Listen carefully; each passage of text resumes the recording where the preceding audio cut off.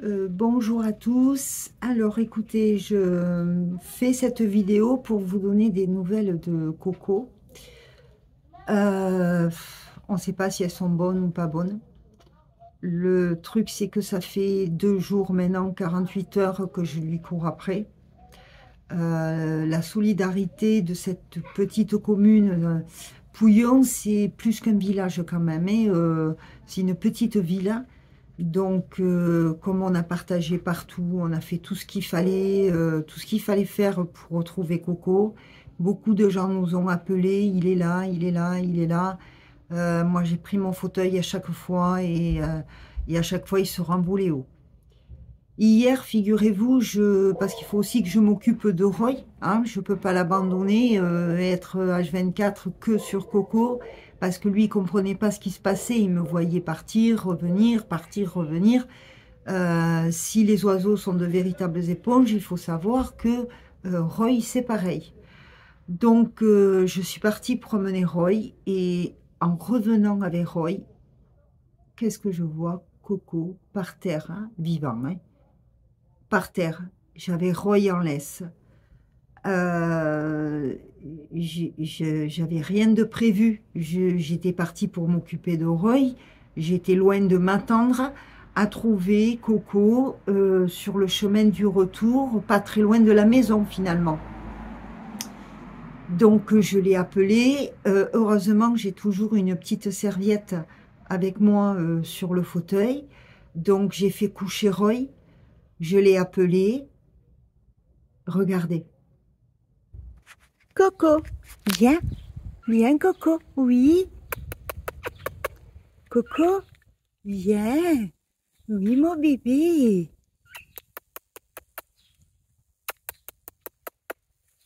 Non bébé, non, non, non.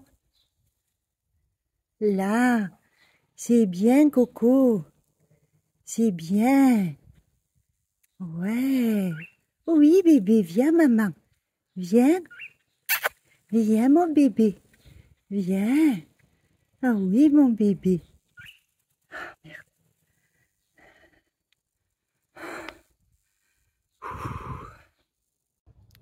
Donc vous pouvez constater que c'est pas de chance. Mais pour qu'il se pose au sol, je pense qu'il commence à avoir faim et commence à s'affaiblir un peu. C'est ce qui m'inquiète. Parce que s'il commence à s'affaiblir, ou il faut que quelqu'un puisse arriver à l'attraper, une voiture qui passe, ou il faut qu'il sache revenir, lui, à sa cage. Alors, vous voyez, sa cage est là. Là où il a l'habitude d'être dehors quand je le sors sur la terrasse, elle est ouverte. Je n'ai plus de millet et ici sur Pouillon, ben, ils n'en avaient plus non plus. Donc il a des graines, il a sa gourmandise. Ici, il a sa gourmandise aux fruits rouges, une qu'il préfère. L'idéal, ça aurait été avoir un gros grain, un gros brin de millet. Alors, là où je l'ai vu hier fin d'après-midi, début de soirée même, il se peut qu'il revienne ce soir. Donc si je l'y retrouve, là je vais y aller avec beaucoup de précautions, limite à prendre la cage ou quelques graines, voilà, parce que ma serviette que j'avais, elle n'était pas très grande, quoi. Donc de toute façon, je suis même pas sûre de, comme j'ai du mal à me baisser, de me mettre à genoux, je suis pas sûre de réussir à l'attraper parce que Coco est assez vif et farouche. Donc éventuellement, je me dis, si je le re-entends à nouveau et si je le retrouve là par terre sur ce parking qui est calme, j'avancerai tout doucement avec la cage et je l'appellerai en espérant qu'il veuille bien y rentrer. Voilà les nouvelles. Donc moi, ce qui m'inquiète, c'est que si Coco s'affaiblit trop, ici, il y a plein de prédateurs. Donc voilà, il y a corbeaux, pies, il y a des buses, il y a... donc voilà, si ça faiblit trop, qu'il n'a plus la force de revenir par ici. Vous entendez, il y a beaucoup de passages, beaucoup de vie dans cette ville, dans cette commune. Donc il a de quoi avoir peur de nombreuses fois. Donc, il a quand même cherché, hein, il s'est quand même pas mal repéré parce qu'il m'a quand même traversé Pouillon en long et en large.